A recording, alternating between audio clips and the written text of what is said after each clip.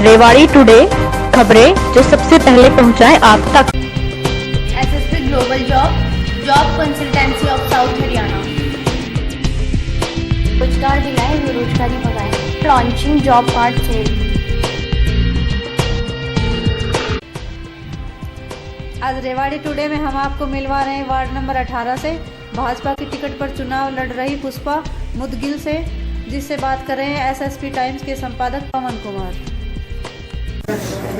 पुष्पा जी, आप नगर परिषद ward number 18 से चुनाव लड़ रही हैं और भारतीय जनता पार्टी की टिकट पे लड़ रही हैं।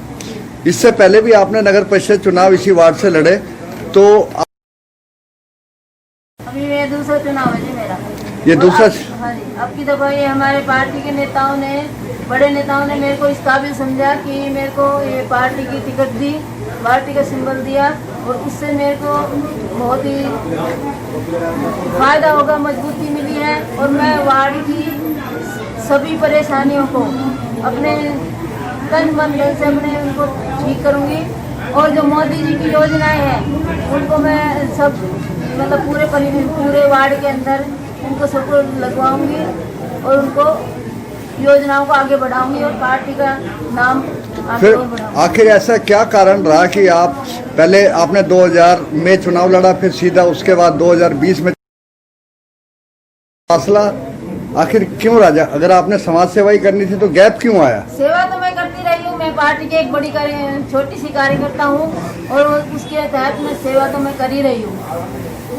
सेवा में तो मैं कभी पीछे नहीं, हमारा मोहल्ला सब बैठा हुआ है, सब बता सकते हैं। लक्ष्मण जी, आप ये बताएंगे विधायक जी कि आखिर क्या जरूरत पड़ेगी छोटे छोटे चुनाव में कि पार्टी अपने टिकट पे उम्मीदवार उतार रही है?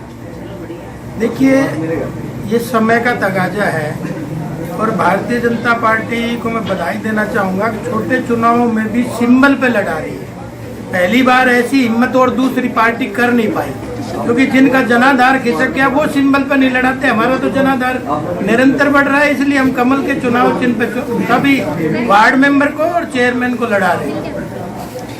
तो क्या इससे ये नहीं होगा कि जो निर्दलीय उम्मीदवार जो चुनाव लड़ना चाहते हैं, जिनकी छवि भी साफ है, वो पार्टी की टिकट ना मिलने के कारण दरकिनारे हो जाएंगे? क्या उनको भी चुनाव में नहीं आना चाहिए? नहीं, सब लोग लगे हुए हैं, ऐसा कोई नहीं है। और आपको पता है कि चुनाव में छोटी मोटी बातें तो होती रहती हैं, लेकिन आप देख रहे हो सारा महिला मोर्चा आपके सामने विराजमान है और सब लोग एक मुश्त होकर चुनाव लड़ रहे हैं।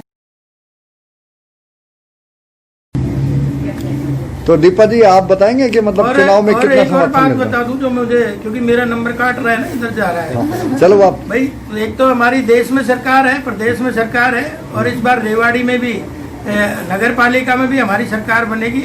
और पुष्पा मुदगिल जी जो इस क्षेत्र के जो विकास की बात कर रही हैं, तो मैं विधायक के रूप में भी सरकार का पूरा सहयोग और समर्थन देते हुए जो विकास के काम मुझे बताएगी इस वार्ड 18 के, वो मैं बेखूबी करूँगा। और मेरा पूरा आशीर्वाद पुष्पा मुदगिल जी के ऊपर है, क्योंकि पार्टी के आपको पता है पार्टी का चुनाव चिन्ह इतना बेहतरीन है, क्योंकि कमल पर ही लक्ष्मी, कमल पर ही सरस्वती और कमल पर ही हमारे देवी देवता वास करते हैं। जहाँ सरस्वती और जहाँ लक्ष्मी दोनों एक जगह हो, तो मैं समझता हूँ कि रेवाड़ी का विकास अब कोई रोक नहीं सकता, ये तेजी से आगे बढ़ेगा। आप विधायक जी, ये चीज आज जैसे सीएम है, मुख्यमंत्री जी मनोहर लाल खट्टर रेवाड़ी आ रहे हैं, क्या छोटे चुनाव में उनका आना एक तरह से भाजपा की कमजोरी को जाहिर नहीं करता? देखिए, चुनाव होता है, कमजोरी को नहीं, जो आएगा ही क्या, जो चुनाव अपने सिंबल पर लड़ाया ही नहीं।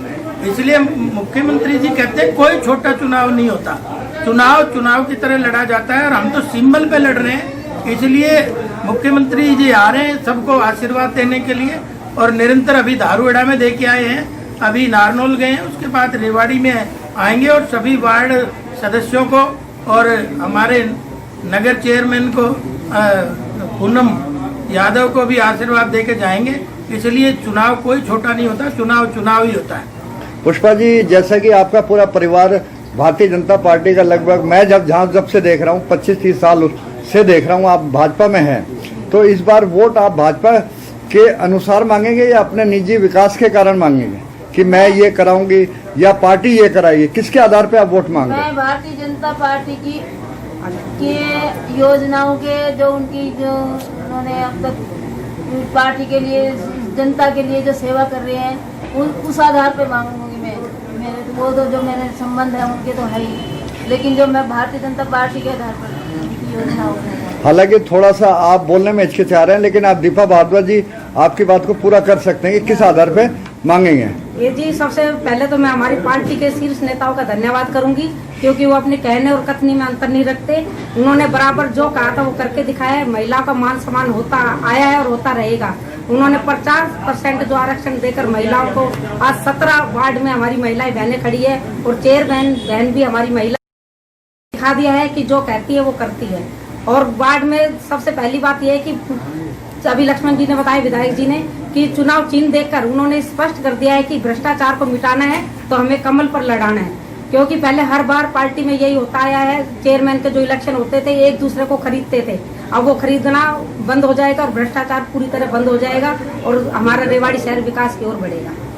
लक्ष्मण जी, ऐसा है कि जो भी भाजपा जिस भी उम्मीदवार को किसी भी वार्ड से उतारती है, इस बात की बात नहीं कर रहा, या चेयरमैन के लिए जिसको उतार रहे हैं वो इतने मजबूत नहीं होते, लेकिन भारतीय जनता पार्टी उन्हीं कमजोर उम्मीदवारों को उतार के फिर एक अलग सा प्लेटफॉर्म तैयार करती है। तो इस बारे में आप क्या कहना चाहेंगे? देखिए, ये तो निश्चित तौर पे आप देख रहे होंगे भारतीय जनता पार्टी कोई प्राइवेट लिमिटेड नहीं है। ये कार्यकर्ताओं की पार्टी है और कार्यकर्ताओं को सभी को मौका समय अनुसार मिलता है, जब जब उनको मौका मिलता है, और पूरी पार्टी एक मुश्त होके उसको जिताने का काम करते हैं। इसलिए दूसरी पार्टियों की तरह नहीं है। अब घर में ही सारी टिकटें चली जाएं, एमपी का लड़ेगा तो भी घर में से लड़ेगा, और विधानसभा का लड़ेगा तो भी, और अब चेयरमैन लड़ेगा तो भी घर, क्योंकि वो कहते हैं ना, माँ पे पूत पिता पे घोड़ा घना नहीं तो थोड़ा थोड़ा। ऊपर इंदिरा गांधी से लेके राहुल गांधी की परंपरा कप्तान के घर तक पहुंच गई। निरंतर रेवाड़ी भी परिवारिकवाद में सिमट के रह गया।